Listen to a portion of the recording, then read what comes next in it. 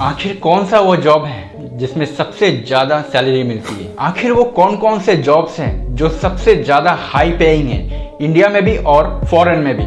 कोई आपको बोलता है कि भाई ये काम कर लो, इसमें सबसे ज्यादा सैलरी है। कोई आपको बोलता है ये जॉब कर लो यार, इसमें तो बहुत सैलरी है, इसमें तो कैरियर है। लेकिन आपको ये बात समझ में नहीं आ रही है कि आखिर कौन कौन से वो जॉब्स हैं इसमें सबसे ज्यादा हाई पेइंग सैलरी देती है, इंडिया में भी और फॉरेन में भी। अगर आपको भी इस सवाल का जवाब लेना है तो वीडियो को अंत तक बने रहे, क्योंकि अगले कुछ मिनटों में मैं आपको टॉप 5 हाई पेइंग जॉब्स के बारे में बताऊंगा जो कि इतनी ज्यादा सैलरी देती है और इसमें इतना अच्छा कैरियर है जो कि 2024 में भी बेस्ट है और अगले आने वाले 10 से 15 सालों तक हाई डिमांड में रहेगी। तो चलिए बिना समय गंवाए वीडियो शुरू करते हैं और जानते हैं वो टॉप 5 हाई पेइंग सैलरी वाले जॉब कौन कौन से हैं और इसमें सैलरी क्या दी जाती है और इसमें काम क्या करना पड़ता है।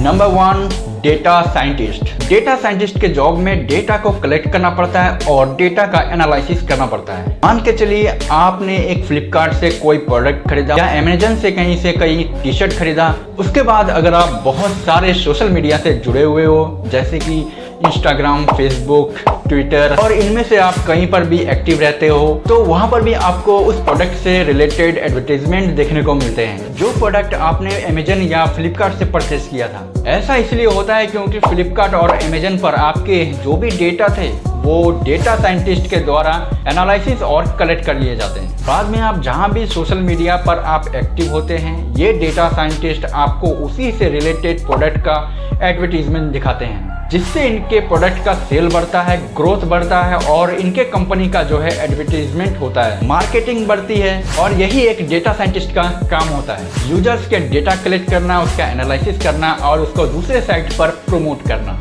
इनकम और सैलरी से पहले बात कर लेते हैं क्वालिफिकेशन और एजुकेशन की। एक डेटा साइंटिस्ट बनने के लिए उसका मिनिमम क्वालिफिकेशन और एजुकेशन है कम से कम बीटेक या इंजीनियरिंग, जिसकी डिग्री आप किसी भी रजिस्टर्ड या नामी यूनिवर्सिटी से ले सकते हैं। तो बात करें अगर सैलरी की, तो एक डेटा साइंटिस्ट को मिनिमम 5 लाख to 8 लाख पर एन्यूम मिलता है इंडिया में। वही फॉरेन में तो ये सैलरी और भी बढ़ जाती है।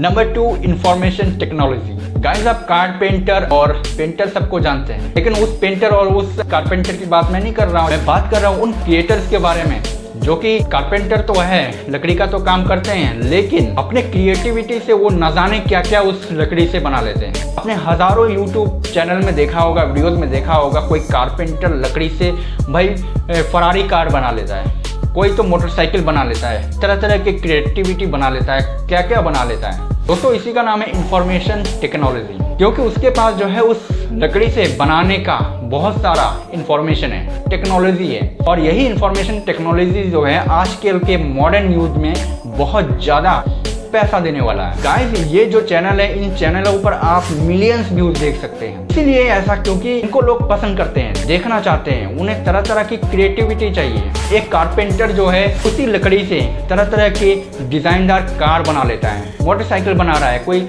अलग ही डिजाइन बना रहा है। यह एक क्रिएटिविटी है। इनके शॉप पर तो अलग ही भीड़ रहता है, जबकि यूट्यूब पे एड रेवेन्यू से अलग पैसा कमा रहे हैं। समझे कि कितना पैसा कमा रहे हैं और ये कितने ज़्यादा फेमस है। तो गाइज, अगर आप भी एक कारपेंटर हो, लोहार हो, लोहे का काम करते हो, आपके पास गैराज है या आप पेंटर हो, तो भाई उसमें कुछ क्रिएटिविटी लाओ, इंफॉर्मेशन टेक्नोलॉजी को ऐड करो। गैरेज वाले देखो क्या क्या आरसी कार बना ले रहे हैं, आरसी कार बना के मतलब यूट्यूब पे दिखा रहे हैं, वीडियो बना रहे हैं, मिलियंस व्यू आ रहे हैं और उनके शॉप पर अलग ही जो भीड़ है। तो कुछ ऐसा टेक्निकल आप यूज करो जो कि लोगों को पसंद आए और उससे इनकम जनरेट हो। Number 3, artificial intelligence.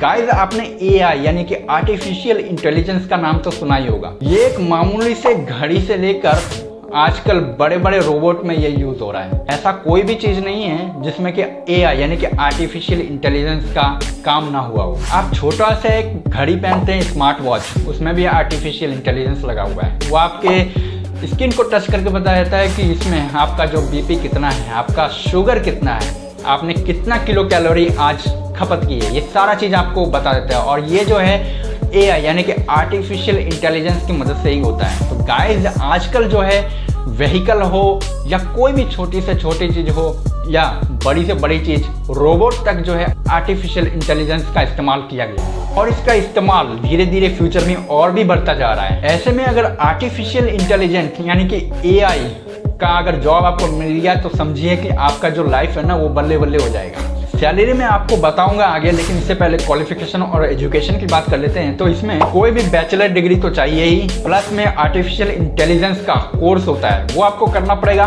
कंप्यूटर आपको पूरी तरह से सीखना पड़ेगा और मैकेनिज्म का कोर्स भी करना पड़ेगा। इसी में दूसरे टेक्निकल स्किल्स भी आपको सीखने पड़ेगा, जैसे कि जावा, पाइथन एक्सेट्रा। बहुत सारे फर्म्स और बहुत सारे कंपनी दुनिया में भरे पड़े हुए हैं, इंडिया में भी और फॉरेन में भी, जहां पर आप आर्टिफिशियल इंटेलिजेंस का जॉब कर सकते हैं। बात करें अगर सैलरी की, तो एक आर्टिफिशियल इंटेलिजेंस के जॉब में 4 लाख to 8 लाख पर एन्यूम मिलता है इंडिया में, और फॉरेन में तो भाई इससे भी ज़्यादा है। तो भैया अगर आपने इंजीनियरिंग किया है या कंप्यूटर में सॉफ्टवेयर इंजीनियरिंग किया है तो भाई आप इसमें जरूर जाओ। Number 4, game developer. आजकल शहर हो या गांव हो, आप हर जगह देखोगे बच्चे हो या जवान हो, सबके हाथ में मोबाइल है और गेम खेल रहे हैं। शायद ही कोई बचा होगा जिसको गेम का चस्का ना लगा होगा। आजकल तो भाई यूट्यूब पे जाओ तो इतने सारे चैनल मिलते हैं गेम प्लेइंग के, और ये जो गेमर यूट्यूबर्स हैं इनके चैनल पर देखोगे तो मिलियन व्यूज हैं। तो इसी से आप अंदाजा लगा सकते हो कि ये जो गेम प्ले है कितना ज्यादा पॉपुलर है युवाओं में भी, बच्चों में भी। तो ऐसे में गेम डेवलपर का जो जॉब है वो एक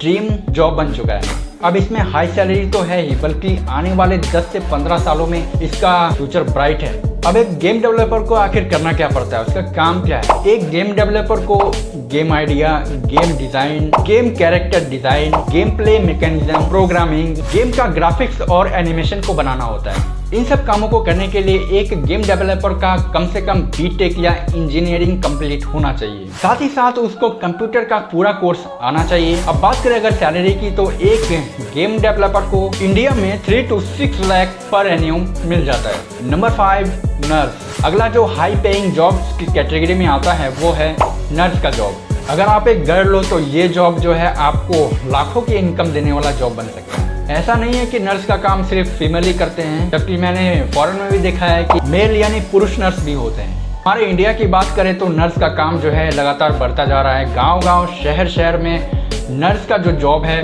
वो बहुत ही ज़्यादा ग्रोथ कर रहा है। नर्स के काम में आपको पेशेंट की देखभाल करना, बच्चे को देखना और दूसरे हेल्थ रिलेटेड काम आ जाते हैं। शहर से ज़्यादा तो गाँव में नर्स की डिमांड बहुत ज़्यादा होती है। गाँव में तो नर्सेस मेडिकल और हॉस्पिटल के बाद घर घर जाकर लोगों का देखभाल करते हैं, पेशेंट्स की देखभाल करते हैं। इसमें और भी तरह का काम आता है, जैसे कि मेडिसिन डिस्ट्रीब्यूट करना, इंजेक्शन लगाना, पेशेंट्स का रिपोर्ट लेना एक्सेट्रा। वैसे तो नर्स बनने के लिए मैट्रिक के बाद साइंस लेना पड़ता है और बायोलॉजी पढ़ना पड़ता है, लेकिन आजकल लोग मेडिकल, हॉस्पिटल और नर्सिंग होम में भी नर्स की ट्रेनिंग ले रहे हैं। चाहे पढ़ाई आप कोई सा भी सब्जेक्ट का किए हो, एक बार नर्स के ट्रेनिंग का सर्टिफिकेट ले लेने के बाद किसी भी हॉस्पिटल या मेडिकल में नर्स का जॉब मिल जाता है। अब सैलरी से पहले जानते हैं क्वालिफिकेशन और एजुकेशन के बारे में। तो मैंने पहले ही बता दिया है कि मैट्रिक के बाद आपको साइंस लेना पड़ता है और आपको बायोलॉजी की पढ़ाई करनी पड़ती है। अब बात करें अगर सैलरी की, तो इस जॉब से आप 3 to 6 लाख पर एन्यूम कमा सकते हैं। तो गाइज ये थे टॉप 5 हाई पेइंग जॉब्स के बारे में। वीडियो अगर पसंद आया तो वीडियो को लाइक और शेयर जरूर करें। मिलते हैं अगले वीडियो में, तब तक के लिए नमस्कार, जय हिंद।